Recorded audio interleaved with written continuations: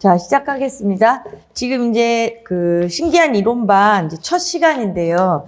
올라간 자료에 OT 자료가 하나씩 있어서 이제 한번 그거 보시고, 우리가 이제 신기한 이론반 첫 시간이기도 하지만 이게 23년 첫 그 강의이기 때문에 몇 가지 이제 그 계획들이 좀 있어서요. 선생님들이 한번 봐주시면 이제 OT 자료에 뭐 이제 시간이나 뭐 이런 건 뭐 각자 맞추면 되지만 이제 교재가요. 거기에 이제 신논 1, 2, 그 다음에 이제 교육과정 교재 하나, 그다음에 강의 노트. 그러니까 사실은 이렇게 이제 세 가지가 있어요. 이게 제일 중요하죠. 그래서 기본적으로 이제 가장 2019 개정됐다는 거 기준으로 할 때 이제 1, 2예요. 근데 이 부분이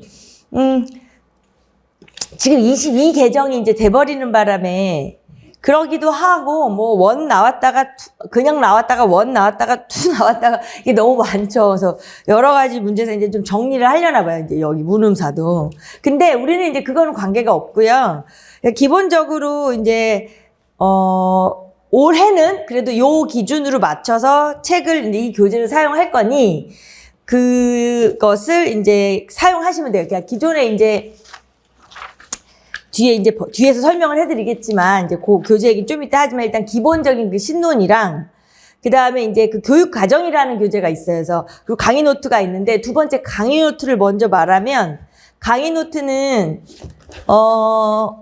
작년 기준으로 이제, 약간 뭐 이걸 보여주면 좀 웃기긴 한데, 이제 이렇게, 개념 정리가 된 것들이에요. 그래서 이것은, 지금, 인강 선생님들 기준으로 이제 다음 주에는 이제 우리가 올라갈 텐데요. 그러니까 그 강의 노트라는 게, 신논 이론으로 우리가 이제 강독을 하고 이해하고 개념을 배우잖아요. 신논 1, 2로, 교재로.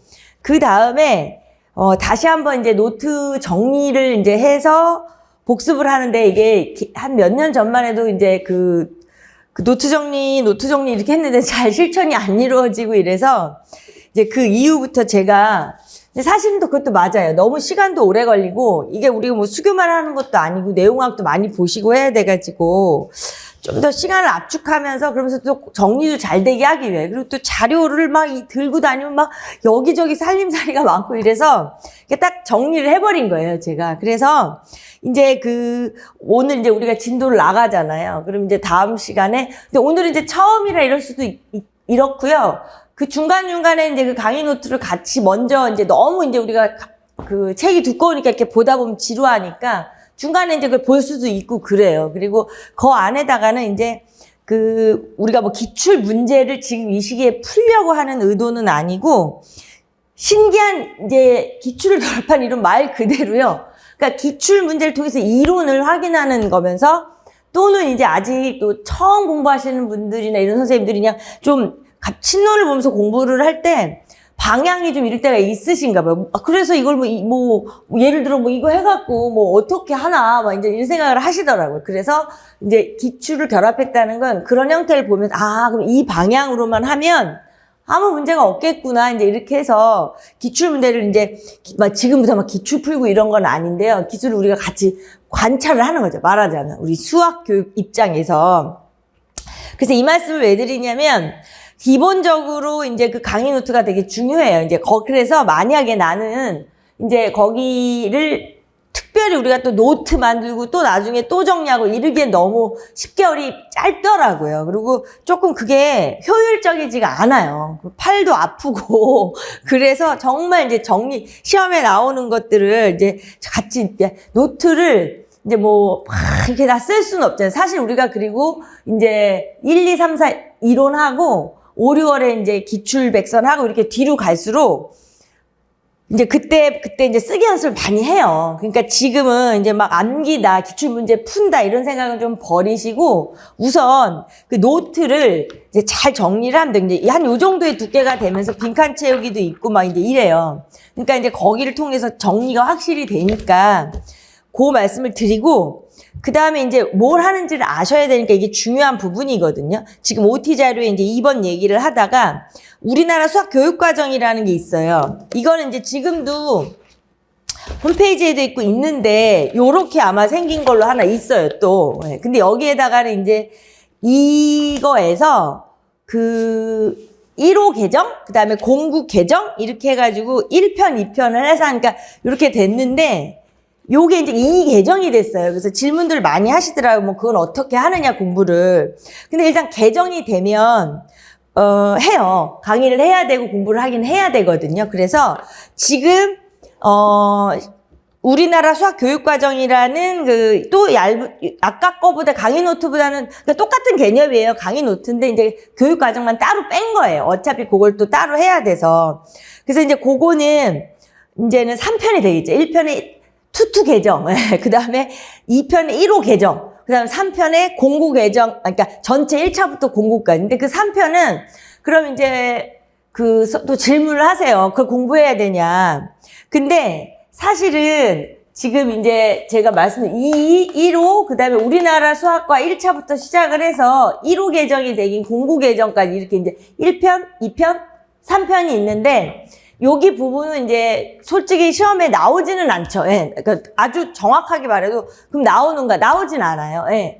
그래서 이제 요 부분은 근데 이제 요 교육과정 요 자체가 저는 이게 이제 알맹이를 잘 정리해 놓은 거잖아요. 그래서 인용이 되셔서 선생님들 학교 가셔도 좋아요. 예. 그래서 사실은 이제 가지고 알기는 해야 돼요. 우리는 그러니까 전체적으로 흐름은 보긴 봐요. 우리도. 왜냐하면 막 공구 계정에서 뭘 했고 07 계정에서 뭐 이거 나올 수는 없어요. 현재 이게 진행되고 있지 않아서. 근데 이제 우리나라 1차부터 해서 뭐 수학 교육에 우리나라도 이제 발달이 있잖아요. 그것은 출제가 한 번씩 등장을 해요. 그래서 그거는 이제 시험에 나오는 건 하지만 전체적으로 3편 중에서 이제 이렇게 구성이 되는 교재예요. 그 우리나라 수학 교육 과정이라는 게 이제 제가 정리한 건데, 그래서 이제 얘는 뗄래야 뗄 수는 없을 것 같아요. 왜냐면 우리나라 1차부터 해서 역사니까. 그래서 이렇게 되는 교재 하나랑 이제 강의 노트라는 거에 하나, 똑같은 강의 노트인데 교육 과정만 이렇게 쏙 뺀 거예요. 예.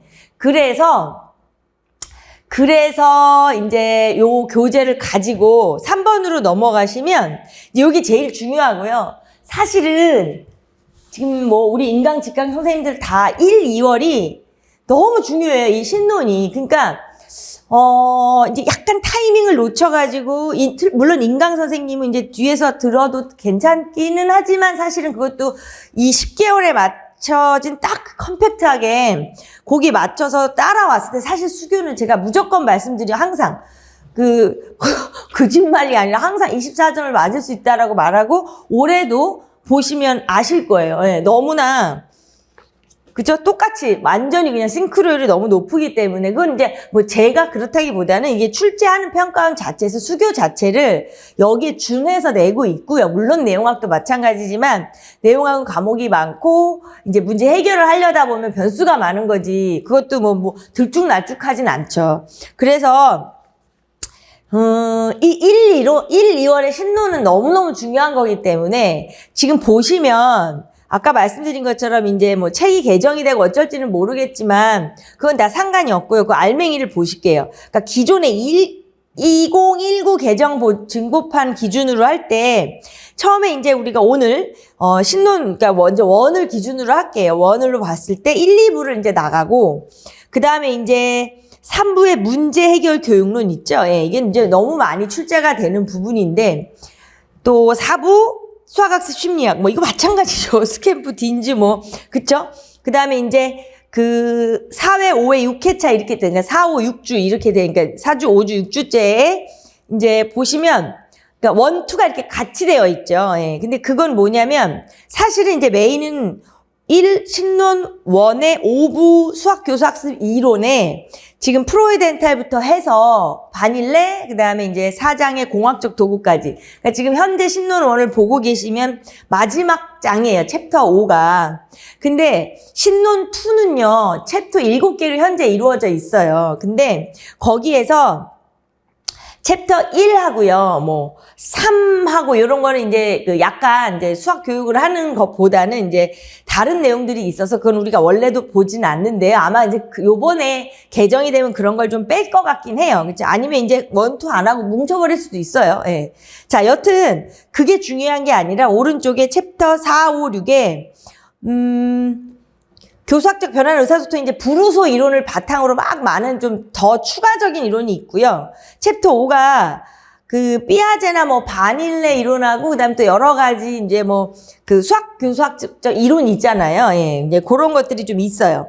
그리고 챕터 6이 교수학습 이론의 적용이다 이래가지고 거기서는 이제 4가지가 있어요. 뭐 문제 제기니 또 오스베일 건이, 또 프로이덴탈 건이, 스캠프 건이 이렇게 해서 이제 실제로 이렇게 적용하는 것들이 있어요. 그러니까 그게 제가 이 말을 왜 하냐면 신논 1의 5부를 공부할 때 그 신논 2의 챕터 4, 5, 6에 해당하는 거 이제 같이 이렇게 맞물려서 할 거예요. 예, 맞물려서 할 거기 때문에 그 진도가 그렇게 돼요. 되게 뒤로 가서 양이 많아요. 그래서 사실은 이제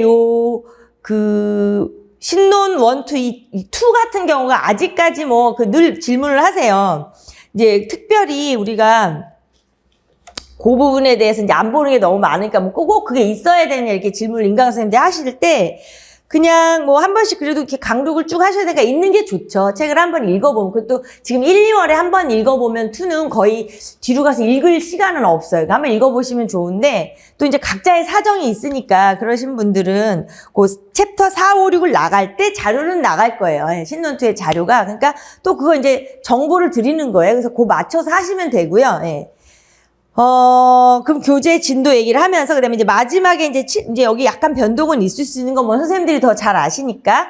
그래서 이제 마지막에 거기에 우리나라 수학과 교육과정, 그게 이제 교재고 밑에 내용인 거예요. 그래서 제가 아까 말씀드렸듯이 3편으로 나가겠지만, 1호 개정, 투투 개정. 이제 제가 투투로 할게요. 예. 그렇게 진도를 나갈 것이고, 그 다음에 이제 신논, 거기 투도 마찬가지로 그 메인 교재로, 제가 정리한 그 교재로 나갈 건데, 신논 2에 우리나라 수학 교육과정 1절, 2절, 그 다음에 이제 미국 거도 약간 우리가 참고한 내용들이 있어요. 그래서 그게 좀 있거든요. 그래서 그 챕터 2가 있는데, 그것도 이제 왼쪽을 기준으로 할 때 이제 참고할 거다. 이제 이 소리예요. 그래서 그 부분도 이제 뭐 할 때 자료는 나갈 거니까 꼭 뭐 걱정 마시고. 그 다음에 이제 거기다 챕터 7에 그 수학과 평가가 하나 있어요. 근데 올해도 뭐 아주 그냥 큰 자리 하나 차지하면서 평가에 대해서는 잘 출제가 되잖아요. 근데 여기다 왜 묶어놨냐면 그냥 이건 어떤 의도냐면요. 교육 과정을 하는 중에 평가하고 맞물리기 때문에 그냥 그때 같이 진도를 나갈 것이다. 이렇게 돼요. 그래서 이거는 뭐 서로가 이제 처음이니까 이제 어떻게 나가는 계획들을 짜셔야 되는데 사실은 그 계획이 되게 중요하긴 한데요. 우선 이렇게 커리큘럼을 쭉 따라오시는 선생님들이라면 뭐 특별히 혼자 뭐 계획을 짤 필요는 없고요. 이걸 좀 완벽하게 같이 복습만 하면 되거든요. 그래서 제가 강의 노트를 따로 이제 사용을 하고 있는 거예요. 복습의 도구예요, 그게. 예. 그 책을 읽고 그냥 거기에서 그냥 밑줄 쳐놓고 그다음 또 하나는 이제 이거는 이제 옛날 사람이라서 옛날 기준으로 말씀을 드리는 게 아니라 이제 요즘에 아이패드에다 책을 많이 넣으시잖아요. 근데 이거 좀 당부를 드리는 게 그건 좋아요. 이렇게 뭐 찾아보실 때. 근데 우리가 이제 진짜로 이제 가서 이렇게 손으로 쓰는 답안을 작성해야 되기 때문에 지면 종이로 된 책, 말하자면 그걸 반드시 봐야 해요. 그래서 이제 한 번은 읽어봐야 하니까. 그래서 패드로도 여러 번 뭐 예를 들어 무거우니까 이동 중에 뭐 지하철이나 이런 데서 읽겠다. 이거 좋은데요. 그렇지만 이제 내 공부하는 그 기본 책이 제일 좋죠. 그래서 우선은 처음에는 이제 오늘 처음 나가는 부분부터 해서 책에다가 막 이제 막 화이트를 하고 난리가 나겠죠. 막 컬러풀을 하고. 근데 결국에는 이따만한 책을 내 머릿속에 다 넣을 수가 없기 때문에 그 강의 노트 안에 압축을 해서 넣은 거를 시험장까지 가져갈 거니까 그게 제일 중요해요. 그래서 진도는 이제 요렇게 나가면 수학교육론 24점에 해당하는 이제 그 문제가 출제되는데 하나도 빠짐이 없는 거예요. 이제 3, 4월에 교재 연구에서 지도서 파트가 들어가는 거 하고요. 그러니까 완전한 이론 쪽에서는, 그러니까 걱정 마시고, 그렇게 따라오면 되니까, 이제 각자 이제 뭘로 준비가 되어야 되냐 아시면 되고, 그 다음에 이제 뒤편에 한번 보시면, 이제 뭐가 이제 잔소리예요. 예, 잔소리인데 제가 잔소리도 예전에 한 10번까지 있었어요. 근데 뭐 다 줄였어요. 그게 소용이 없더라고요. 잔소리 아무리 많이 해봐야 그 소용이 없어서. 그게 이거는 정말 제일 중요한 거예요. 예. 직강 선생님들이 혹시 빠져서 무슨 일이 생기면 이제 인강을 열어드리는데 그것도 막 요번 주에 빠져서 다음 주로 넘기면 다음 주엔 또 강좌가 올라오고 이래서 안 돼요. 그러니까 직강 선생님들도 반드시 빠졌을 때 이제 그걸 빨리, 그러니까 사실은 빠지는 게 막 갑자기 몸이 아프거나 아니면 어떤 계획된 일이죠. 그러니까 계획된 일은 반드시 미리 말씀을 하시면 뭐 강의 날이 월요일인데 못 들으니까 못 듣는 걸 미리 말해야만 이제 너 빨리 넣어주게, 무슨 말인지 아시죠? 그러셔야 하고, 인강 선생님들은 뭐 그건 제가 확인을 할 수가 없는 거잖아요. 알아서 해줘야 하는데 절대로 그게 늦추면 안 되더라고요. 그래서 인강 선생님들에게는 그냥 하나 올라가는 날을 기준해서 본인의 날을 꼭 정하시라는 거죠. 예.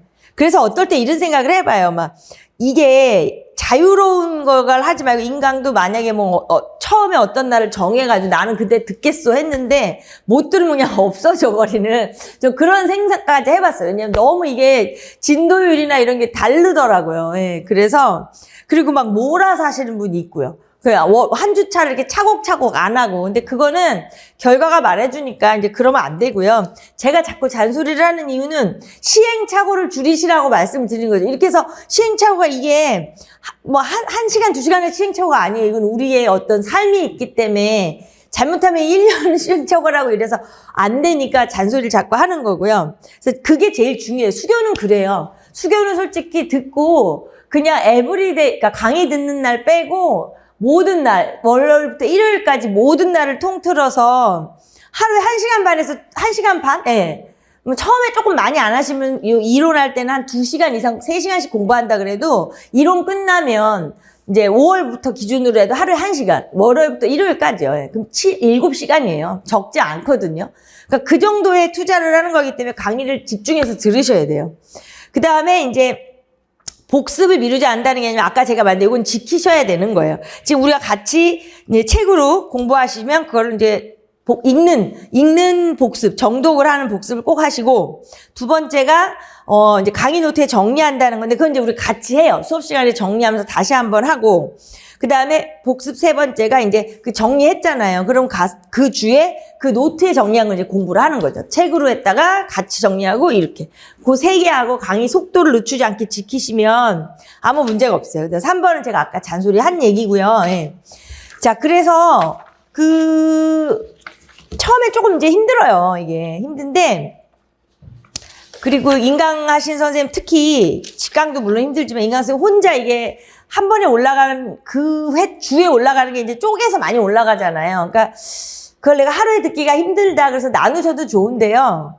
또 직강이라고 생각을 하고 복습을 생각을 하면은 그냥 중간에 화장실 갔다 우리도 쉬는 그 하나 끝날 때 물 한 모금 먹고 이렇게 하면서 하는 게 되게 좋긴 좋아요. 예. 그거를 뭐 이게 한 5개가 나눠서 올라간다. 예를 들어 이러면 그걸 뭐 5회나 나눠서 듣고 이러면 안 된다는 거죠. 그러면 원활하지가 않아. 또 내용학도 있고. 그래서 하여튼 이제 그렇게 되고요. 뒤에 제가 넣어놓은 거는 뭐냐면 1차와 2차에 지금 우리가 딱 10번을 봤어요. 요 형태로. 네, 요 형태로의 시험을 10번을 봤어요.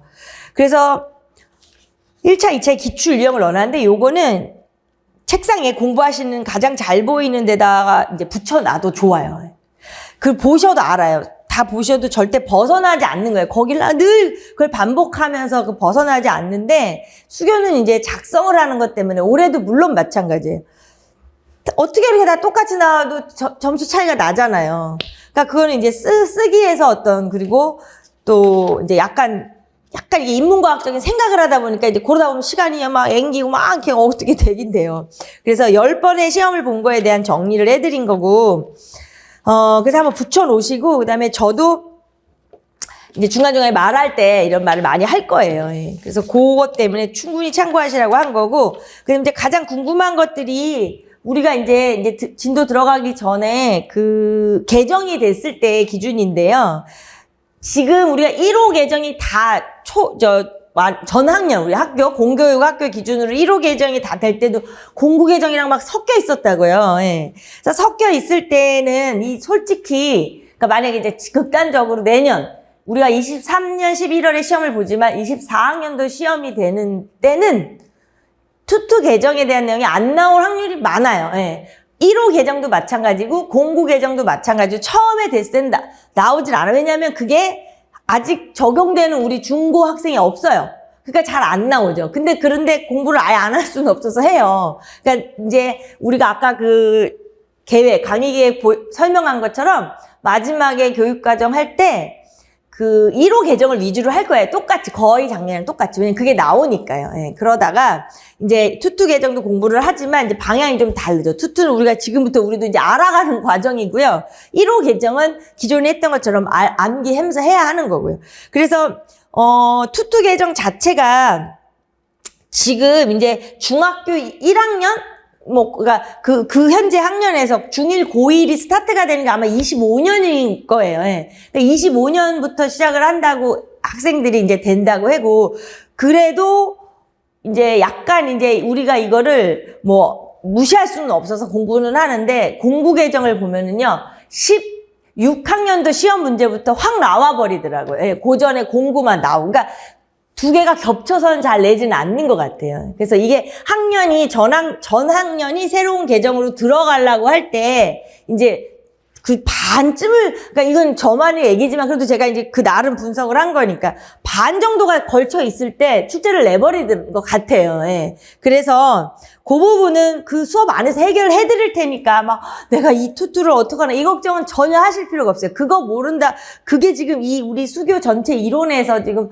난리가 난 게 아니거든요. 그러니까 그건 걱정 마시고, 그리고 그거는 어떤 문서, 그 다음에 그냥 생각하는 게 아니잖아요. 그냥 교육과정이 이렇게 바뀌었고 현장에서 그렇게 할 거고 교사가 지도를 해야 되는데, 가장 중요한 건 우리가 수학을 내용적인 측면에서 어떻게 지도하느냐는 이런 거를 공부하는 거니까 솔직히 말하면 양이 많아서 쉬워요. 생각하는 건 아니잖아요. 그쵸? 예, 그러니까 너무 걱정 마시고요. 예, 그래서 조심스럽게 내년에는 특별히 개정된 게 막 나올 수는 없어요. 그 개정 과정을 현장에서 쓰고 있어야 나오는데, 그러면 개정이 된 목적이나 방향이나 이런 건 나올 수 있어요. 그러니까 그거는 제가 정리를 해서 수업 시간에 알아서 해드릴 부분이고, 지금 우리가 가장 중요한 거는 이제 아무래도 그래도 처음이니까 처음에 이제 공부를 해야 하는 건 좀 쉬워야 좋잖아요. 예, 그래서 지금 보시는 것처럼 이제 제가 항상 직강이나 인강 선생님들도 이제 이걸 보시면 되는데, 항상 이렇게 해놓는 이유가 뭐냐면요, 이게 되게 그냥 해놨는 겁다 이렇게 생각하시면 안 돼요. 제가 이 설명을 드리는 게 뭐냐면, 아까 말씀드린 것처럼 우리가 그냥 오늘 이제 계획의 공부가 있을 때 정확하게 무엇을 하는지 이게 너무 중요해요. 그러니까 질적으로 정확하게 아주 다 채워 넣어야지 양적으로 가도 안 되고, 그다음에 그냥 하면 안 돼요. 그러니까 뭔 말이냐면, 자, 이제 수학교육 1부, 2부, 오늘 1부, 2부를 나갈 거예요. 그래서 사실은 그렇게 어려운 내용이다, 근데 사실 진짜 어려운 내용은 없긴 없어요, 수교가. 근데 시험 문제를 보면 또 안 그래요. 시험 문제를 보면 은근히 꼬아놓으니까, 그쵸? 예, 그래서 여튼. 그래서 요렇게 나갈 거라는 거죠. 이게 되게 이 제목이 다예요. 왜, 우리 다 졸업하시고 하셨지만, 선생님들, 저도 그랬지만, 우리 왜 대학교 때 보면, 보통 이제 너무나 급박할 때요. 물론 전공을 그리지 않으면, 전공이야 수시로 시험을 보니까, 교양이나 이런 거 볼 때는 목차를 보잖아요. 내일이 중간고사, 기말고사면, 저만 그랬나 봐요. 저는 많이 그랬는데, 목차를 본다고요, 진짜. 목차를 봐서 앞에서 봐요. 그래서 거기서 핵심이 되는 거 하나씩 해서 가면은 진짜 꽈락은 안 나가고 점수를 받는단 말이에요. 그거 누구나 경험하셨을 거예요. 그래서 진짜 중요한 거기 때문에 제가 항상 이렇게 써놓는 이유가, 이게 그냥 하는 게 아니에요. 예. 그래서 이제 집중을 하셔서 이제 다시 1부에 이제 1장, 2장, 3장이 있어요. 그럼 이제 제가 안 보는 거 있죠. 우리가 같이 안 보는 거, 그럼 또 질문을 하세요. 근데 안 보셔도 돼요. 예. 여기 같은 경우에 1장 안 보셔도 돼요. 네, 맞아요. 그게 지금 10년 이상 계속 반복이 되는 와중에, 그건 정말 이제 앞에 있는 내용들이니까 됐고, 2장부터 보면 이제 2장은 뭐냐. 이제 이거는 이번에도 그랬지만, 그러니까 항상 우리 관심사가거든. 특히 초시 선생님들은 시험에 나오냐? 이거 뭐, 그는 어린 학생이나 우리 어른 학생이나 똑같아요. 시험에 나오냐? 이게 제일 중요해요. 시험에 나오죠. 예. 근데 이제 올해 나오냐, 작년에 나왔냐, 이게 돌아가면서 지금 아까 제가 10년치 기출문제 나눠드린 것처럼 그 기출 영역도 돌아가면서 그냥 나오는 거지. 뭐, 내년에 안 나올지도 모르지만 계속 나오는 거야. 아주 중요한 것들. 하나도 없어요. 안 나오는 거야. 그래서 자, 일단, 여기 같은 경우는 특히 이 내용 자체를 그렇게 봐야 돼요. 그냥 어떻게 나오나. 이게 제일 중요한 거예요. 뭐, 우리가 무슨 뭐, 이걸 막, 뭐, 어떻게 여기 원론적인 걸 가가지고 막 수학 교육에 대해서 막 무슨 어디 세미나에 가서 발표하고 이럴 거 아니잖아요. 그래서, 자, 일단 지금 이제 1장 넘어가서 2장. 그리고 이게 이제 중간중간에 인쇄판이 또 여러 판이 있어가지고 미리 말씀을 드리면 약간의 보시는 책과 페이지가 약간 다를 수가 있어요. 그래서 그거는 제가 그래서 어떨 때는 이 페이지를 잘 말씀을 안 드려야 되나라는 생각도 해요. 왜냐면 이게 인쇄판에서 약간의 차이가 있는 것들이 있더라고요. 뭐 봄에 했나 여름에 했나. 그런데 또 가장 이제 많이 우리가 보던 걸로 얘기하니까 페이지를 말할 수도 있거든요. 근데 그거 약간 감안하시면 되니까 우선 지금 이제 그래서 제가 자꾸 이 얘기를 해요. 1부에 2장으로 가셔서 1절로 들어가서 이제 수학 교육의 필요성이 있어요. 그러니까 이제 요렇게 볼게요. 여기 가가지고 지금 다들 교재에 1절에 수학 교육의 필요성이 있어요. 그래서 제가 이렇게 진행을 하다가 우리가 아까 말씀드린 오늘 처음이라 이제 좀 책을 보는데요. 요 자체를 순서대로 잘 정리한 게 이제 아까 강의 노트거든요. 그래서 그냥 아마 그거를 같이 병행하면서 보면 같은 거를 볼 수 있으니까 이제 그게 좀 좋아요. 여튼, 거기를 한번 보세요. 거기를 한번 보시고. 자, 보시면서 이제 여기는 좀 중요 밑줄들을 많이 칠 거예요. 하이라이트를 많이 하시고. 두 번째 줄에 이제 수학을 어떤 이유로 가르쳐야 하는가. 학생들이 왜 수학을 알아야 하는가. 그 밑줄을 치시면서 형광펜이 좋긴 좋아요. 자, 수학을 왜 가르치고 배우는가 또 밑줄 치시고 자, 수학을 배우면 논리적으로 사고하게 되고 과학적인 생활을 하는데 도움이 된다고 말하지만 까지 밑줄을 칠게요. 이제 그 첫 단락은 거의 이제 우리가 많이 인용도 되고 그런 단락이에요. 그러니까 결국엔 두 줄 띄고요. 수학이 갖는 가치에 대해서 단순히 학문적 입장만이 아닌 교육적 입장에서의 가치관을 갖추고 있어야 한다는 뜻이다. 까지 그냥 밑줄을 칠게요. 그래서 사실은 우리가 얘를 이거 왜 가르쳐? 이제 이거예요. 왜 가르쳐? 근데 우리는 교사잖아요. 예비 교사들이 이제 현장에서 가르쳐야 되는 거기 때문에 그쪽 방향으로 문제가 출제가 돼요. 왜 그런지 이제 나중에 보시면 되고. 자, 그래서 이제 거기에 이제 여러 사람들의 논문이나 이런 것 때문에 막 이런 딱딱하고 재미없는 얘기들이 있어요. 그래서 넘어갈게요. 한 페이지 넘어가서 다음 페이지 40페이지인데요. 넘어가서 두 번째 단락에 보세요. 수학교육의 필요성을 수학교육이 교육의 일환으로 우리가 추구하는 자유민주주의 사회 이념을 구현하는 데 일익을 담당하고 있다.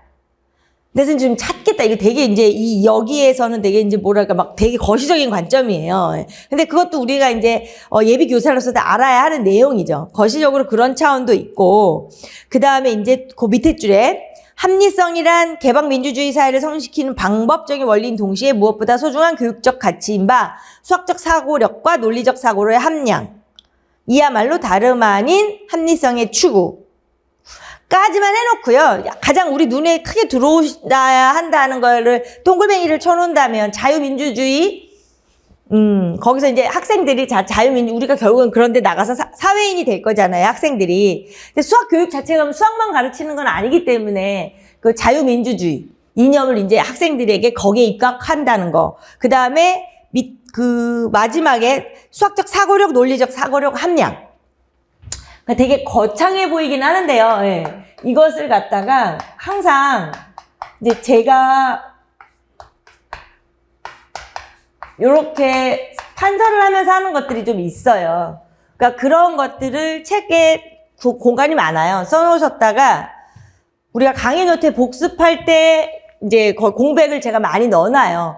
그러니까 이제 아까 말씀드린 게 아마 강의 노트에 바로 하셔도 돼요. 그러니까 어떤 그런 의미죠. 왜냐면 이게 인문과학이기 때문에 수교가요. 그냥 무작정 글을 읽는다고 되는 것도 아니고 쓴다고 되는 것도 아니고 외운다고 되는 게 아니에요. 구조를 파악해야 돼요. 똑같아요. 내용학이랑. 그래서 그냥 아무 생각 없이 열심히 이렇게 하는 게 아니라는 거. 수학교육의 필요성과 목적을 우리가 그 구조를 이해해야 돼요. 그러니까 학문적으로 교육적으로 두 가지 측면에서 우리 교사가 생각을 해야 된다는 것이고, 그 다음에 이제 뭐 당연한 거 아니냐, 학생을 가르치는데 여러 가지가 있지만, 지금 그 다음에 눈에 들어오는 말들의 핵심이 뭐냐면 자유민주주의. 아까 똥굴뱅이 치라 그랬잖아요. 네.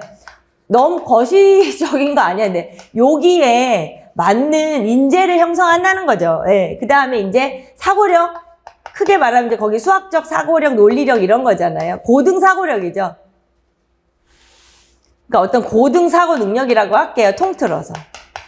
이거죠, 이거. 그러니까 자, 이런 측면에서 보는 거죠.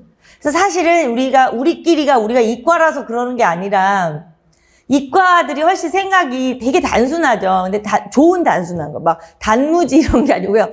단순하면서 판단을 빨리빨리 하고 합리적으로 해요. 네, 그래서 이제 그런 측면으로 봐야 한다. 이제 이런 거고요. 자, 그 다음에 이제 그 밑에 내려가시면 NCTM은 이제 우리가 영향을 좀 중간에 우리나라도 그 교육과정이라는 걸 이제 자리 잡을 때 영향을 좀 받은 거기 때문에 한번 볼게요. 거기도 마찬가지로 수학적 소양 동글뱅이, 수학적 힘 동글뱅이. 여기 NCTM에서도 이제 그런 것들을 얘기를 한 거죠. 수학적 소양 동글뱅이 치시고. 근데 똑같은 말이, 수학적이요. 똑같은 말인 거죠. 수학적 소양. 이게 이제 아까 얘기한 어떤 거창한 의미지만 이거랑 그 다음에 거기 또 동글뱅이 치라고 했던 수학적 힘. 그러니까 사실은 여기에 영향을 많이 받았기 때문에 지금은 우리가 이걸 따로 정리해서 알아둘 거는 없어요. 근데 이제 우리가 07개정, 09개정 할 때는 막 수학적 힘과 수학적 과정이 뭐냐 이런 얘기를 했었는데 결국에는 다 이제 어떤 고등 사고 능력을 말하는 거예요. 수학적으로 사고하고 수학적으로 문제 해결하고 이제 이게 얘를 말하는 건데 여튼 거기 동글뱅이를 치시고 이걸 왜 동글뱅이를 치라 했냐면 우리나라뿐만이 아니라 똑같은 거죠. 기준이 똑같으로 전 세계적으로 수학을 지도하는 학교를 다니면서 공교육이든 공교육 안에서 학교를 다니면서 학생들을 지도하는 수학을 하는 나라에서는 다 같은 얘기예요. 사실은.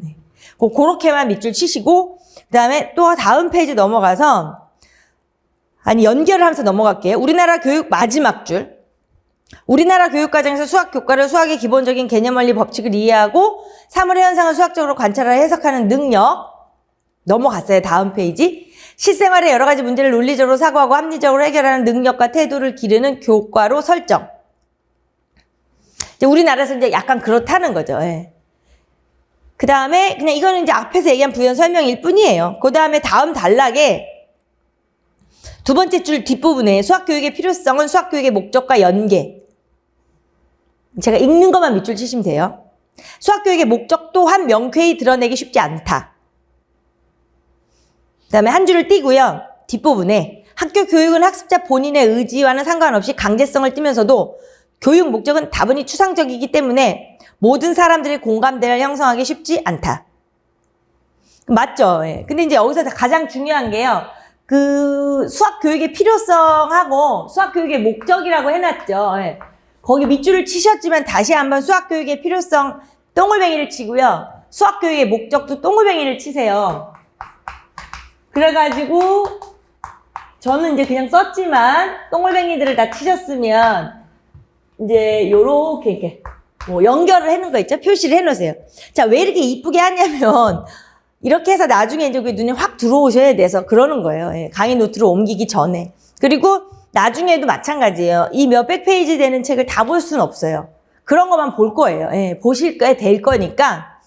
자, 그럼 결국에는 수학교육의 필요성을 써라. 수학교육의 목적을 써라. 이렇게 출제된 적도 있어요. 과거에는. 그래서 그건 정확히 이제 알아둬야 되는데요. 이제 뒤에 나오니까 그거는 걱정 마시고, 그 밑에는 이제 마지막 세 줄이 있어요. 그러므로 옆에 있죠. 수학교육의 필요성에 대해서는 수학교사, 수학전공자, 수학교육 전공자, 교육과정 및 평가 전공자들의 의견을 수렴을 통해서 최대한의 합의를 이끌어내는 일이 최소. 그거는 그냥 밑줄을 쳐놓으세요. 제가 읽은 거. 중요 얘기는 아닌데, 이제 약간 우리가 인문과학적 특성상 이제 이런 걸 해야 돼서.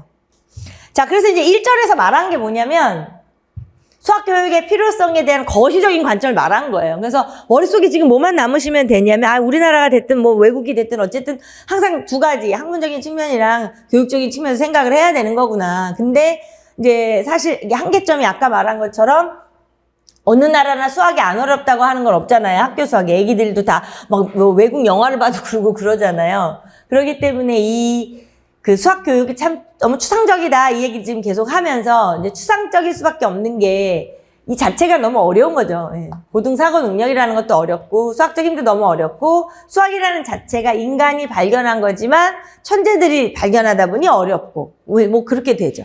그래서 1절에서 그러면 뭐 꼭 기억하셔야 할 게 뭐냐 그거예요. 예, 그것만 기억하시면 돼요. 많은 생각을 하지 마세요.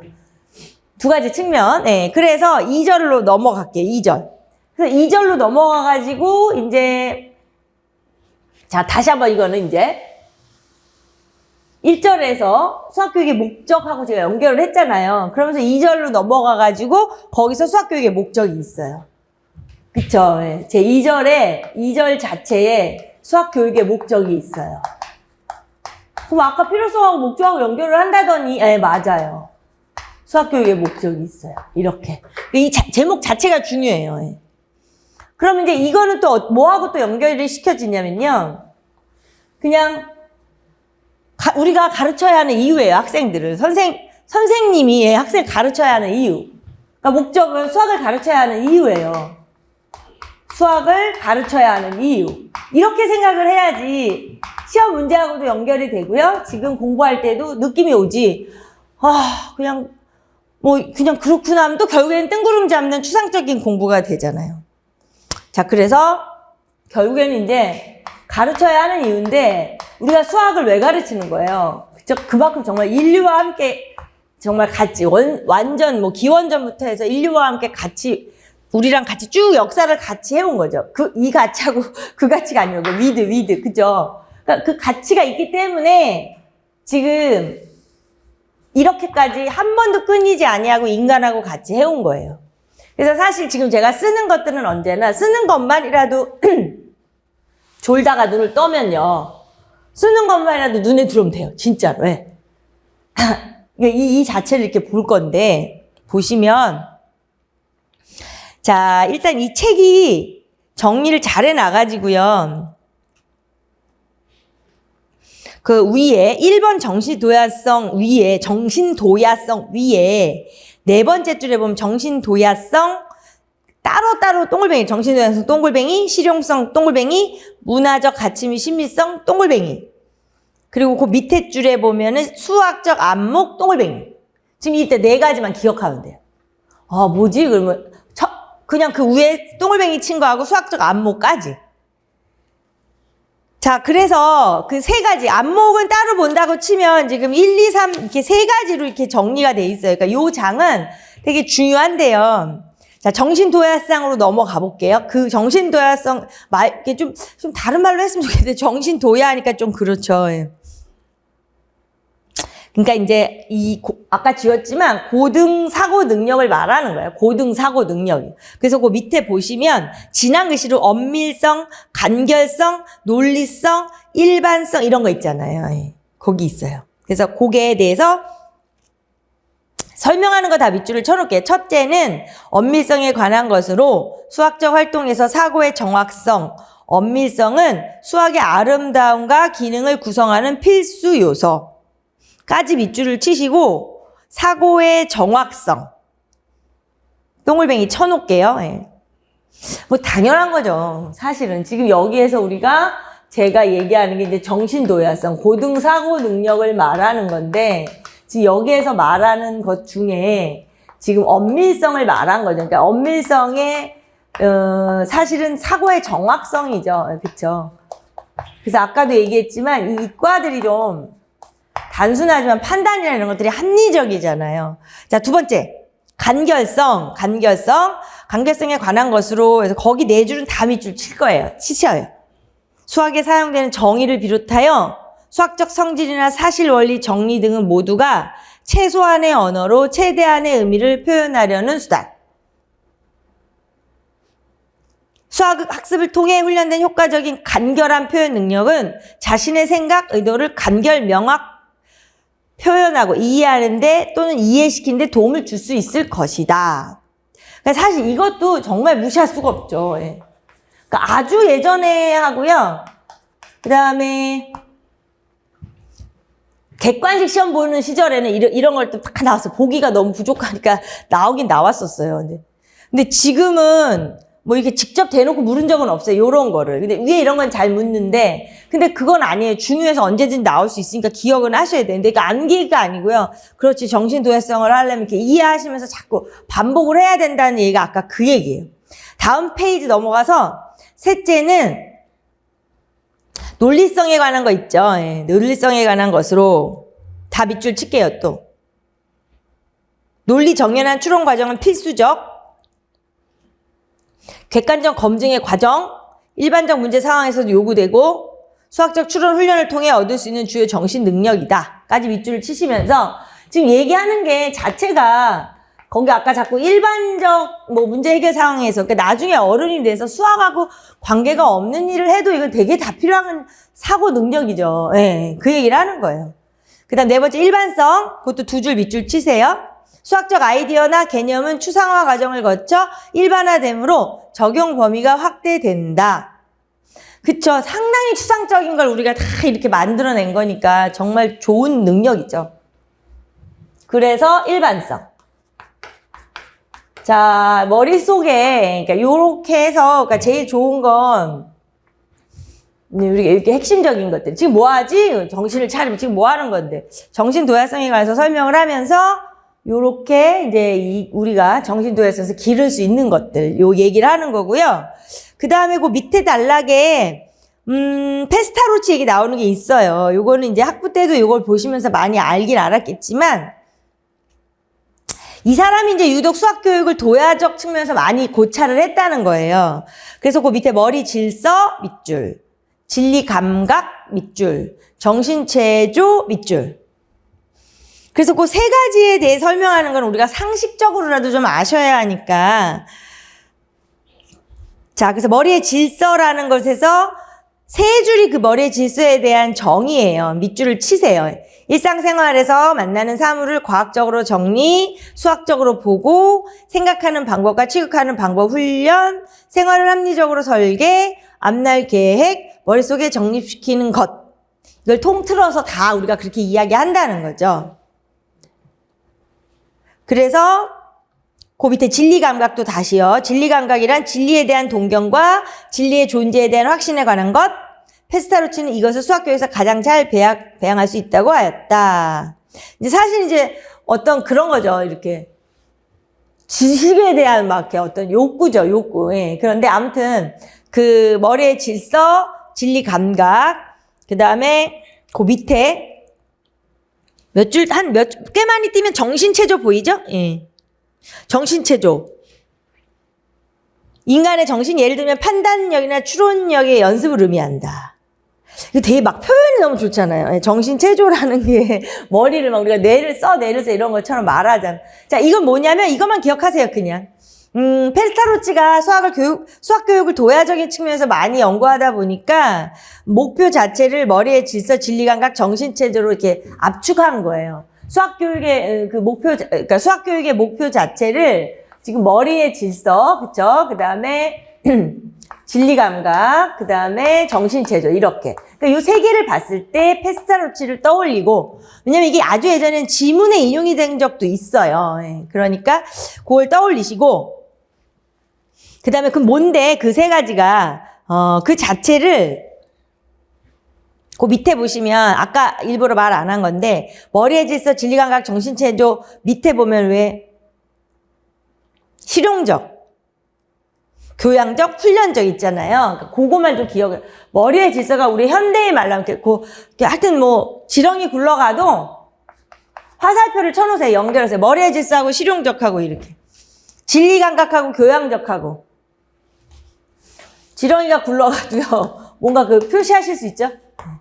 훈련적. 그러니까 지금 이 시절의 말로 머리의 질서, 뭐 정신체조, 이건 너무나 좀 그렇잖아요. 요즘 사람들이 들을 때 싫을 수도 있죠. 그러니까 그러면 외울 필요가 없는, 그 소리구만. 예, 알게 되잖아요. 예. 그렇게 연결을 시키시고, 자, 그래서 결국에는요, 그 마지막 단락을 볼게요. 예. 그래서 수학을, 이제 우리도 마찬가지고, 수학 이렇게 하는 사람, 연구하는 사람, 공부하는 사람은 수학이 논리적인 사고력을 길러준다고 말하는데, 밑줄 치세 있는 거예요. 거기 마지막까지 다 칠 거예요. 이러한 논리적 사고력이라는 것이 수학만을 통해서 길러지는지, 수학을 공부하면 과연 사고력이 저절로 길러지는지, 넘어가야 되니까 우선 번호 좀 매길게요. 제가 번호도 잘 매기는데, 수학만을 통해서 길러지는 것인지 밑줄 쳤잖아요. 거기다 동글뱅이 1번. 논리적인 사고력이 그 수학만을 통해서 길러지는 것인지 1번. 그 밑에 수학을 열심히 공부하면서 과연 사고력이 저절로 길러지는 것인지 2번. 수학을 공부해서 논리적으로 되는 것이 아니면 논리적 능력이 있어서 수학을 잘하는 것인지 3번. 무슨 말인지 알겠죠? 저절로 되는지. 그쵸? 뭐 우리 이제 그런 거잖아요.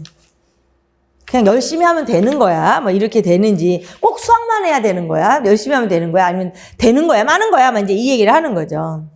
근데 거기 결론은 그거야. 뭐 그 답이 어디 있겠어요. 예, 그 답은 없다는 거죠. 그리고 사실은 뭐 수학만 한다고 그러겠어요? 아니죠. 그 뭐 논리력이 있는 사람만 수학을 하겠어요? 또 아니죠. 그러니까 이 질문은 되게 우리가 답은 알아요. 예. 하지만 이제 이러한 것들에 대한 그 의문을 말하는 거죠. 우리가 가장 큰 거시적인 측면에서 1, 2, 3을 해놓으시고, 자, 그 다음에 이제 많은 사람들이 이야기한 것들이 있어요. 뭐, 크리스찬슨이 이런 얘기를 했네, 어쩐 이런 얘기들이 있어요. 그런 건 읽어보셔도 되고요. 정리를 하면, 가장 중요한 게 이제 다음 페이지로 넘어올게요. 다음 페이지로 와서요. 아니, 일단 거기 그래도 그냥 밑줄만 쳐놓을게요. 예, 크리스찬슨 옆에, 아까 다시 44쪽에, 수학교육의 이점을 교육과정에 제시되어 있는 특별한 수학 내용보다는 일반적 능력의 발달. 그쵸? 그러니까 이제 대부분 애들이 그러잖아. 이거 왜 해서 뭐하냐? 나중에 안 써먹는데 이런 말을 할 때 이야기하는 거죠. 사실은 그것만은 아니거든요. 수학을 잘했을 때 키우는 능력이. 일반적 능력의 발달. 거기 밑에 이제 수학적 용어로 변환하는 능력, 문제 상황을 해석하는 거, 실생활 문제를 수학적 용어로 모델링하는 거 이런 거. 그러니까 우리가 어른들도 일상생활에서 대화를 할 때 되게 수학적으로 이렇게 간단히 되게 이렇게 심플하게 이렇게 정리해서 말하거나 이런 것도 있죠. 도식화를 많이 시키거나 이런 거 다 말하는 거죠. 그리고 그 밑에 볼게요. 수학이 논리적 사고력을 기르는 데 도움을 줄 수는 있지만 반드시 수학만이 목표를 달성하는 유일한 방법이 아니고 논리적 사고력의 발달은 어떻게 가르치냐에 따라 상당한 영향을 받는다. 밑줄 왜 쳐놓냐면요. 아까 이 1, 2, 3번에 대해서 막연하게나마 이제 거기서 크리스찬이 말한 거를 한번 이제 얘기를 하면 그렇다는 거죠. 그냥 그 밑줄만 쳐놓으시면 되고요. 그리고 다음 페이지로 넘어와서 두 번째 단락에 언급한 바를 토대로 있잖아요. 그 옆에 밑줄 칠게요. 수학은 엄밀성, 논리성, 합리성 등 고등 정식 능력을 많이 사용하고 있는 교과목이라고 해도 무방. 고등 정식 능력을 다시 동글뱅이 칠게요. 고등 사고력이 필요하죠. 자, 다 밑줄 칠게요. 증명 과정, 문제 해결의 진행 단계. 학생들은 어떤 주장이나 이론의 근거를 분명히 하는 논리적인 엄밀성을 습득. 당연하죠. 증명 과정이라든가 문제 해결 같은 걸 통해 학생들이 이런 걸 배우죠. 이제 그러다 보면은 이제 그 밑에 볼게요. 이제 이런 걸 많이 배운 애들은 일상생활에서 자신이 어떤 주장이나 의견을 내세울 때 어떤 일을 추진하기 위해 상대방을 이해시킬 때 절대적으로 필요한 요소라는 거죠. 그러니까 되게 합리적인 인간이 된다는 거죠. 그래서 아까 민주주의라는 자체가 사실 그런 걸 이야기하는 거예요. 자, 이러한 태도나 능력은 실제의 문제 상황을 이끌고 해결하는 과정에서 그 문제를 명확히 파악하여 합리적인 해결 결과를 가져올 수 있게 하는 중요한 요소로 간주될 수 있다. 이 부분은 되게 중요한 부분이에요. 무슨 부분이냐면요. 박스를 칠게요. 밑줄 치셨어도 지금 그 단락을 이렇게 박스를 치세요. 박스를 치라는 게 되게 많을 거예요. 왜냐하면 나중에 박스를 친 부분만 봐도 되니까 다 볼 필요는 없는 거니까요. 자, 왜 박스를 쳤는지 알 거예요. 박스를 항상 치시고요. 그냥 박스 치고 넘어가면 안 되고요. 결국엔 이런 쪽으로 어떻게 연결을 해야 되냐면요. 이 수학이라는 자체가 그 옆에 잘 메모해 두셔도 돼요. 수학이라는 자체가 사실은 고등사고력을 키우는 학문은 맞아요. 그럼 이게 수학할 때만 필요하고 학교 졸업하면 끝나? 그건 아니라는 거죠. 그럼 이제 나중에까지 어떻게 연결이 되느냐 이 얘기를 하는 거죠. 그러니까 쓸 필요는 없고요. 이 내용이 고등사고력을 키우는 수학이지만 결국에는 나중에 학교를 졸업하고 수학하고 관련된 일을 하지 않더라도 합리적인 의사결정을 할 수 있는 인간이 된다는 거죠. 그러니까 그 말이 거기 말의 표현이니까 그냥 좀 아주 압축해서 쓰기가 좀 그렇기는 해요. 그렇죠? 그러니까 뭐 합리적인 해결 결과를 가져올 수 있게 하는 중요한 요소다 이런 말이 그런 인간이 된다는 거죠. 토론을 잘하고 남을 존중할 수 있는 사람이 된다는 거죠. 그러니까 막 우겨대고 막 그러지는 않아요. 잘. 그죠? 또 박스를 칠게요. 되게 거시적인 측면이지만 결국에는 아까 우리가 지금 무슨 얘기를 하고 있는 거냐면요. 정신도야성 얘기를 먼저 하고 있는 거예요. 정신도야성 얘기는 무슨 얘기냐면 수학교육의 목적, 궁극적인 목적. 그러니까 우리가 왜 인간이 지금 이렇게 전 지구에서 모든 학교에서 수학을 왜 가르치냐 그거잖아요. 첫 번째, 정신도야성, 고등사고 능력을 길러주기 위해서 수학을 가르치는 거다. 근데 도대체 고등사고 능력이 뭐냐 해서 막 했어요. 마무리가 뭐냐? 고등사고 능력을 그럼 수학만 해서 된다는 것도 아니고 다른 걸 해도 물론 되지만 수학 학문의 아주 고유한 특성이기 때문에 그런 논리력, 추리력, 추론력 이런 걸 키우기엔 너무 좋겠죠. 그래서 그렇게 되면 아주 미래에 이제 되게 인재 양성이 된다는 거죠. 결론은. 그래서 결국엔 나중에 우리가 이제 시험에 연결하면 정신도야성이 위에서 수학을 가르치는데 왜? 이렇게 된다는 거죠. 그러면 똑똑한 인간이 되려고 라는 어떤 학문적인 측면도 있지만 다시 인성적인 측면에서는 뭐예요? 합리적이고 의사판단을 잘하고 남을 배려하고 존중하는 인간을 되게 만들려고 이거죠. 우리가 학생들을 만드는 거니까 그렇게 정리를 하시면 돼요. 그러면 이게 이해가 된다는 거죠. 수교를 글자를 읽는 거로만 하시면 이게 재미도 없고요. 이제 문 열고 나가는 순간 까먹어요. 예. 자, 두 번째 여기 단락까지는 다 할 거니까요. 두 번째 실용성에 가서 볼게요. 자, 그러면 두 번째가 이제 아까 여기서 정신도야성을 했고요. 이제 자리가 없으니까 이제 이런 것들을 다시 한번 지우면서 같이 또 집중을 하세요. 여기다가 이제 실용성을 쓸게요. 예. 이 아주 빅3 세 개가 아주 중요한 거니까. 이 세 개 자체는 이제 완전 시험 문제예요. 자,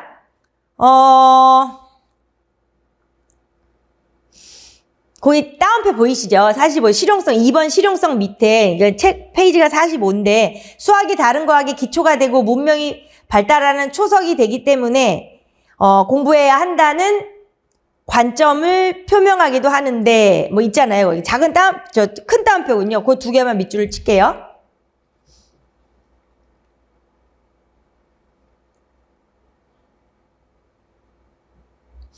자, 밑줄 치시고 뭐 그래서 우리가 뭐 그런 말 하지 않아? 뭐 기초 학문이야 뭐 없는데 안 쓰는 데가 없어. 너무 좋아 이렇게 이야기를 하는데 그게 학생들한테는 의미가 없죠. 예. 그리고 특히 이제 학생들은 이렇게 약간 아직 생각의 폭이 넓지 않으니까 뭐 문과가 하면 안 할 건데 뭐 이런 말 하고 막 이러잖아요. 지금 참 그런 개념인데 밑줄은 치지 마시고 그 밑에 보편적인 설득력을 지니지 못한다 이 말 보이시죠?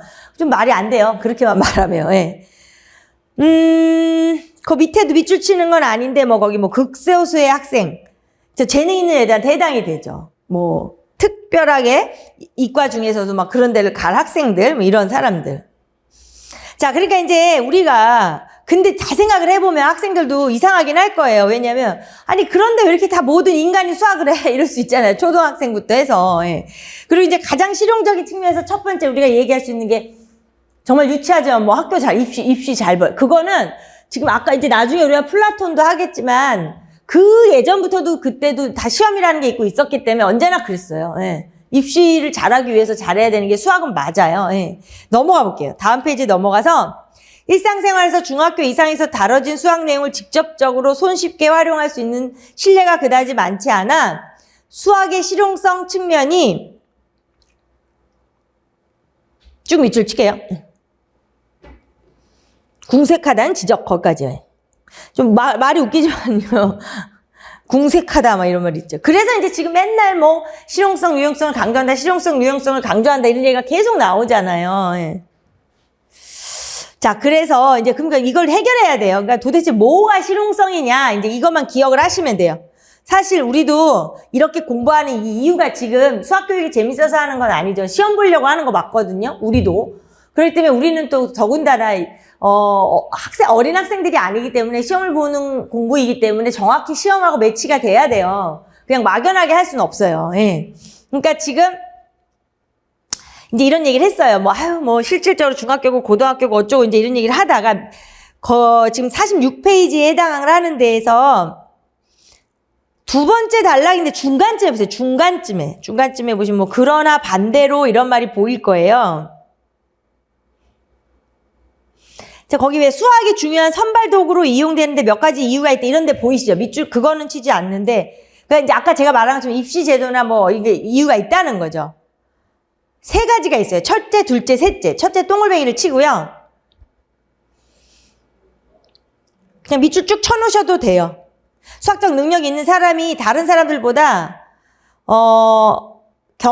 실증적 연구가 뒷받침되지는 않아도 상당한 관계가 있음이 경험상 인정된다는 주장이다. 밑줄은 치는데 우리가 기억을 어떻게 하면 되냐면 그냥 솔직히 수학을 잘하는 애들이 좀 잘해요. 맞죠? 그건 맞긴 맞아요. 예.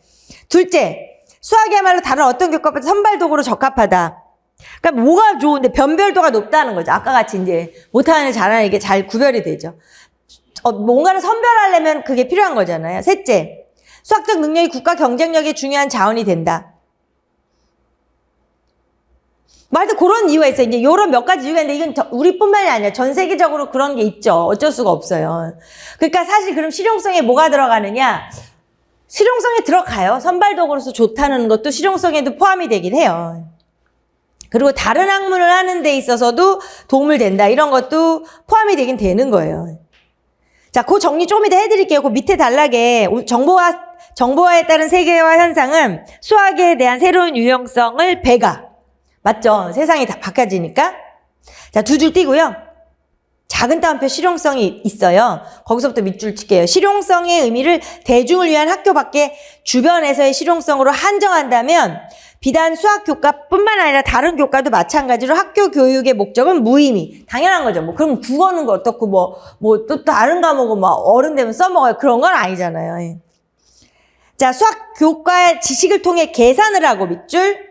사회교과 지식을 통해 지도를 보고 밑줄, 실과 교과의 지식을 통해 꽃밭 가꾸기를 하는 것에 실용성의 의의를 둔다면 학교 교육의 존재 여부 및 가치는 더 이상 논의될 필요가 없을 것이다. 그쵸? 넘어갈게요. 47쪽 위로. 물건을 사고 난 후에 거스름 돈의 계산, 간단한 문제 상황뿐 아니라 뭐 그런 것도 간단한 거긴 하죠. 어떤 상품을 구입하기 위해 자료를 조사, 가격을 비교, 구매 조건 등을 분석, 최선의 선택까지도 실용성의 범주에 포함을 시켜야 한다. 그쵸? 이게 결국 우리가 뭐 수학을 말하면 막 최대 최소 이런 거 아니에요? 그쵸? 예. 네. 자, 그래서 마무리를 먼저 하고 정리를 할게요. 그 단락, 마지막 단락, 47쪽의 마지막 단락, 세 줄, 뒤에 밑에 세 줄 볼게요. 자, 장래의 직업 선택에 도움이 될 수 있도록 여러 방향의 가능성을 열어놓은 상태의 교육이 필요함을 간과할 수는 없다. 그런 의미에서 수학 교과의 학습은 의미 있고 필요한 것까지 그냥 밑줄을 칠게요. 그래서 자, 이 실용성의 의미를 어떻게 봐야 하느냐.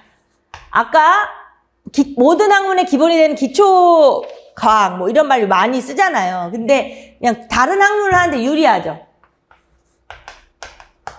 이것은 다른 학문을 하는데 다른 학문에 유리하다. 이래도 되죠. 다른 학문을 하는데 유리하다. 이걸 잘하면 좀 잘하는 거죠. 연계성이 있으니까. 그런 측면으로 생각할 수 있어요. 그리고 또 하나는 이제 뭐 우리가 사실 우리끼리는 아까 제가 입시 도구로 좋아요. 근데 그걸 말할 수는 없죠. 그건 좀 그렇고. 그 다음에 아까 이야기한 것처럼 이제 수학을 안 하는 뭐 예를 들어 고등학교를 졸업해서는 더 이상 수학을 안 해 하는 사람의 입장에서는 어떤 이제 실제적 문제 해결을 한다는 거죠. 실제적 문제 해결을 하는데 그 다음에 이제 그 자체에서 합리적인 판단을 한다는 거죠. 합리적 의사결정. 이렇게 말하면 되겠죠. 자, 이렇게 결정을 하게 되는 모든 베이스가 된다는 거죠. 그럼 결국 이것은 여러분도 또 통하네요. 정신도야성하고도 사고력이 높고 생각을 좀 폭넓게 하면 이게 되는 거잖아요. 기억하시면 돼요, 그냥. 정신도야성은 결국에는 이제 이런 고등사고 능력을 키우는 건 맞아요. 그런데 수학만 그렇다고 말할 수는 없지만 수학이 많이 그렇다는 건 맞아요. 예, 그쵸? 그리고 수학을 잘하는 사람이 결과적으로 사고력이 높더라. 이것도 맞아요. 그 다음에 실용성이라는 것도 이거에서 뭐에 써먹어? 이런 되게 이렇게 막 이렇게 좁은 생각을 하면 안 되고 이런 의미로 봐야 돼. 그래서 실용성에 대해서 수교에서 문제가 나오면 이제 요렇게 정신도야성에 대해서 문제가 나오면 요렇게 작성을 하면 되는 거예요. 그냥 우리가 막연하게 이걸 읽고 있는 거는 아니에요. 예. 자, 그 다음에 마지막으로 3번의 문화적 가치 및 신비성이 보여요. 그쵸? 그래서 사실은 지금 제가 아까도 말씀드렸지만 이 쓰는 거는 외워야 되는 거예요. 사실은 쓰는 거 그냥 외워야 되는 거예요. 뭔데 저거? 수학교육의 목적이요. 결국 수학교육의 목적, 수학 왜 가르칠 거야 하는 그 교육의 목적. 또 다른 말로 하면 수학을 가르쳐야 하는 이유. 또 다른 말로 하면 수학의 가치. 같은 거예요, 같은. 그러니까 뭐 같이 등장할 수 있어요. 출제가 된다 그래도요. 수학교육의 목적, 우리가 왜 가르치는 거야? 그러면 수학에 이런 가치가 있잖니. 그러니까 가르치는 거야. 이 소리예요. 그래서 자 47쪽에 학교에서 첫 번째 줄, 두 번째 줄 밑줄 칠게요. 학교에서 다뤄지는 수학은부터 느끼고 표현까지. 참 이것도 저는 이런 생각해요. 이것도 애들은 전혀 못 느껴요. 뭘 수학에서 문화적 가치, 심리 뭐 이럴 수는 있어요. 근데 이제 중간에 두 줄 띄고 보시면 이런 말은 있죠. 수학이 가지고 있는 문화적 가치와 신비성, 도야성의 측면은 그동안 학교 수학과 관련된 논의에서 충분히 다루어지지 않았다는 지적. 밑줄 쳐놓으셔도 돼요. 아니었다는 게 아니라 그냥 다루어지질 않았다는 거죠. 논의가 다루어지지 않았다는. 자, 그러면 애들이 이제 물어볼 때 뭐라고 우리가 이야기를 하는가 하면 밑에 다음 마지막 단락에 대칭성과 반복을 활용하되 주어진 공간과 조건을 적절하게 고려하기 위하여 거기 세 줄 다 밑줄 칠게요. 수학적인 균형, 완성미, 문화 유물. 이런 거 보면 사실 우리가 한두 사람만 좋아하는 거 알잖아요. 우리나라 문산 말고도 세계적으로. 극소수만이 느낄 수 있는 아름다움이 아니고 대다수 학생들도 충분히 느낄 수 있는 아름다움이라. 자, 그 다음에 또 한 줄 띄고 볼게요. 그 다음에 이제 사실은 이런 걸 애들은 잘 모르죠. 수학의 아름다움이나 매력은 미적분의 기본 정리에서부터 신라시대의 술병에 이르기까지 다양한 대상과 수준에서 발견될 수 있다. 밑줄을 쳐놓을게요, 그거는. 근데 애들한테 미적분이 아름답다 이런 말을 하면 애들은 전혀 공감을 못하죠. 자, 이와 같이 밑에 밑줄 칠게요. 풍부한 자료와 유연한 해석을 통하여 문화적 가치 수학교육의 신미성을 적절한 수준에서 확인하는 경험은 고등학교를 떠나면서 수학과 멀어지는 학생들에게 너무나 필요하다는 거죠. 48쪽 위에 두 줄 밑줄 치면서 되려 학교를 떠나기 때문에 더 고등학교 때까지라도 이런 걸 많이 느껴야 한다는 거죠. 그냥 극단적으로 말하면 이제 애들이 자꾸 제가 아까 말한 것처럼 미적분하게 기본 정리해서 학생들은 아름다움을 못 느끼니까 눈에 보이는 건축물이나 이런 걸 보여주는 거죠. 그럼 보이니까 애들은 이게 다 수학적으로 어쨌 거야 라고 하면 이제 그때서야 뭐 이렇게를 하지만 자, 지금까지 얘기한 건 뭐냐면 수학, 문화적 가치 및 신비성에 대해서 그만큼 우리가 와닿지는 않겠지만 학생들이 수학하고 대단히 밀접한 관련이 있다는 거죠. 그래서 그 48쪽의 밑에 자, 역사를 공부하는 이유가 역사적 사실을 단순히 기억하는 게 아니라 올바른 역사 의식을 가지기 위함, 음악이나 미술을 공부하는 것도 아름다운 것을 아름답다고 느낄 수 있게 하기 위함인 것처럼 수학을 공부한 이어도 수학적 안목을 가지고 주변 현상을 올바르게 파악하고 아름답게 느낄 수 있도록 하기 위함이다까지 밑줄 칠게요. 자, 이건 뭐 우리는 이해하시니까 수학을 공부하는 이유가 아까 이제 저런 것들이 있지만 그 얘기를 하는 거죠, 애들한테. 니네 그러면 뭐 역사 공부를 왜 하는데 이러면 뭐 시험 보려고 하죠. 이러면 안 되는 거죠. 올바른 역사 의식.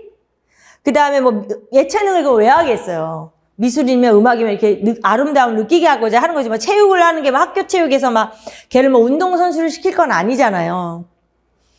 자, 그래서 거기서 가장 이제 밑줄을 치셨다면 수학적 안목에다가 동글뱅이 별표를 칠게요. 아까 제가 4가지를 본다 그랬잖아요. 수학적 안목, 동글뱅이 별표. 자, 수학적 안목이 브루너에서 수학적 지식의 구조하고 더불어 아주 강조를 하겠지만 여기서도 우리가 강조를 안 할 수밖에 없어요. 예. 자, 수학적 안목이라는 거는요. 뭐 그 밑에 부연 설명 있어요. 강아지 얘기가 있고요. 뭐 이렇게 있는데 결과적으로는 이제 뭐 그런 거죠. 우리가 학교를 고등교육까지 해서 수학을 배웠다면 수학적인 안목이 있는 사람은 어떤 확률과 통계적인 개념을 일상생활에 사용할 수 있다라는 거죠. 그리고 뭐 예를 들어서 함수적인 관점 있잖아요. 어떤 그런 둘의 관계, 서로가 같이 돌아가야 되는 관계, 함수적인 관점으로 판단할 수 있다는 거죠. 이렇게 수학적 안목이라는 게. 그냥 거기서 멈추는 게 아니죠. 확률 몇 분의 몇 계산하던 데서 끝나는 게 아니라 이제 그런 얘기를 하는 거예요.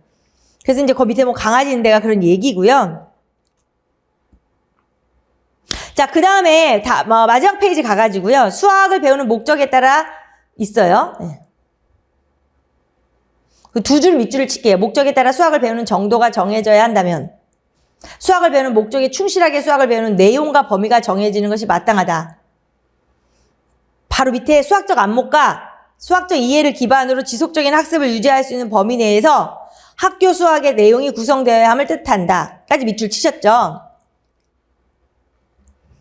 이게 이제 결국에는 이제 현실로 넘어오는 거죠. 예. 뭐 거창하게 할 수는 없는 거니까 우리 이렇게 제도가 있다는 거죠. 그 제도 안에서 제대로 된 수학적 안목을 키우게 해주고 그 제도 안에서 이해를 시키고 그거를 지속적으로 한다는 거죠.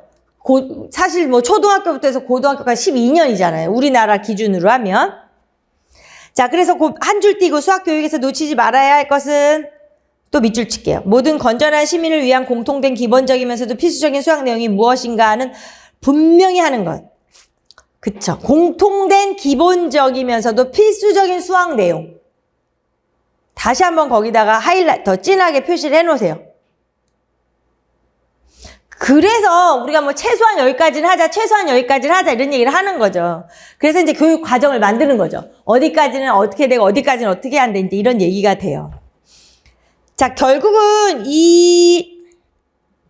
아까 세 가지를 배운다는 거에서 넘어와서 마지막에 이제 세 번째 요소인 문화적 가치 및 신미성까지 나왔어요. 예. 근데 이 모두를 다 통틀어서 하는 게 이제 수학적 안목이 돼버린 건데, 그러니까 문화적 가치 및 신미성에 대해서는 뭐 예를 들어서 아주 사소하게 말한다 그러면 아까 얘기한 것처럼 아주 뭐 그냥 계산이죠, 계산. 네. 인류와 함께 해온 거에 인류를 생각해야 돼요. 인간이 나면서부터 뭐 먹어야 사니까 뭔가 세고 측정하고 이렇게 했을 거 아니에요. 그 다음에 측정도 마찬가지죠. 이제 그 기아, 집 짓기. 그래야 얼어 죽지 않고 이제 살아남았으니까 어떤 이런 거에부터 오는 거예요. 문화적 가치 및 신미성이. 인간이 살기 위해서 사실 그런 거죠. 그러다가 이제 아까 같이 건축물을 하고 예술을 하고 이렇게 예술 작품이나 건축물이나 이런 속 안에서도 발견을 하는 거죠. 아, 이게 수학하고 이렇게 연결이 되는구나, 어쩌구나, 이렇게까지 본다는 거죠. 그러면서 이제 궁극적으로 학생들이 잘 못 느낀다는 거죠. 그 문화적 가치 및 신미성을. 근데 사실은 되게 중요한 부분이죠, 이게. 가장 중요한 건 이거예요. 인류와 함께 해온 수학이다, 이렇게. 그래서 마무리가 그 49쪽에 마지막 단락에 5번째 줄인가 봐요. 결국이 뭐예요? 결국 옆에부터 그거 다 밑줄 칠게요. 수학을 가르쳐야 하는 이유는 인간과 환경이 관련된 현상을 보는 안목과 수단을 수학의 내용이 제공해 주기 때문이다. 수학적 안목의 고양이라는 것은 수학의 실용성과도 연결될 수 있지만 경제, 사회, 문화 등 분야에 녹아있는 수학적 현상, 원리 모델을 파악, 이들 분야를 더욱 깊고 창의적으로 이해할 수 있도록 하는 것을 의미한다. 그거 지금 밑줄 치는데 박스도 칠게요. 예. 박스 칠게요. 결국 옆부터 쭉 박스를 치세요. 결국은 이거예요. 예. 이게 이제 우리가 가르쳐야 하는 이유라는 거죠. 아까 수학을 가르쳐야 하는 이유. 거기다 그거 써놓으셔도 되고 박스 쳐도 되고 수학을 가르쳐야 하는 이유가 아예 거기 있으니까. 그러니까 수학을 가르쳐야 하는 이유가 뭐냐라고 묻는다면 이렇게 써야 돼요. 그렇게 묻지는 않죠. 뜬금없이. 요즘에 우리가 문제의 출제의 경향은 이제 어떤 교수학습 상황하고 연결을 짓기 때문에 뜬금없이 이렇게 묻지는 않지만 수학을 가르쳐야 하는 이유가 뭐야? 라고 한다면 요거를 이제 기억을 해내셔야 돼요. 그 다음에 그 밑에 보시면 문제 해결의 지혜, 그거만 밑줄. 그 밑에 보시면 수학적 질서를 이해, 그것만 밑줄. 그 밑에 보면 이제 밑줄 안 치셔도 되는데 뭐 조각상, 무게중심, 슈퍼마켓, 구매, 유전자, 배열, 황금 비율, 투자 따른 수익률, 건축, 디지털 세계, 자동차 뭐 이런 많죠. 예. 그냥 없는 게 없다는 거죠. 한마디로 없는 게 없다는 거예요. 자, 그래서 마지막 두 줄. 생활과 자연세계에 담긴 수학적 질서를 수학적 눈으로 파악할 수 있도록 안목을 키워주는 것이 수학교육의 궁극적 목적일 것이다. 그 두 줄을 밑줄을 치셨지만 다시 한번 중요 별표를 쳐놓을게요. 그것도 이렇게 두 줄 밑줄 친 거 별표. 되게 중요한 거죠. 별표를 칠게요. 결국에는 이제 자, 마지막 이제 2절 정리할게요. 수학교육의 목적에 대해서 이야기하고 싶은데 목적을 이야기하려고 하려면 아까 말한 필요성하고 뗄래야 뗄 수가 없는 거예요. 예. 그래서 필요성을 얘기하면서 목적으로 넘어오시면서 목적에서 그냥 단적으로 딱 세 가지가 뭐야? 그럼 정신대화성, 실효성, 문화적 가치면 심미성이야. 근데 걔는 뭐고, 걔는 뭐고, 걔는 뭐야? 이렇게 정리가 머릿속에 돼야 돼요. 그런데 그게 진짜 수학을 가르쳐야 하는 이유는 이러한 쉽게 말해 이 세 가지를 가르쳐야 되기 때문이야. 근데 학생들이 이걸 뭐 공감하지 않는다고 해서 그 공감하지 않아서 안 가르친다 이건 아니잖아요. 그래서 진짜 궁극적으로 이걸 공감하게끔 하면서 같이 서로 합의하에 지도를 하는 거겠죠? 그래서 마지막에 그 박스 쳤던 수학을 가르쳐야 하는 이유. 그리고 더 나아가서 이걸 다 아우를 수 있는 단어 하나가 수학적 안목이라는 거예요. 예. 그래서 그 수학적 안목을 결국 키워서 나중에 밖에 나가서 합리적인 인간이 되게 만들어야 한다. 이제 이게 되는 거예요. 그래서 수학적 안목을 그렇게 연결을 시키셔야 돼요. 그냥 따로 이렇게 보면 안 되고요. 그러면 정리가 됐을 때 여기에 큰 절, 1절, 2절에서 되게 핵심적인 게 두 개가 있는 거예요. 출제가 될 때는 저 큰 두 가지가 핵심적인 게 출제가 되는 거예요. 자, 그래서 일단 이게 2장이었거든요. 좀 쉬었다가 3장을 넘어가도록 할게요.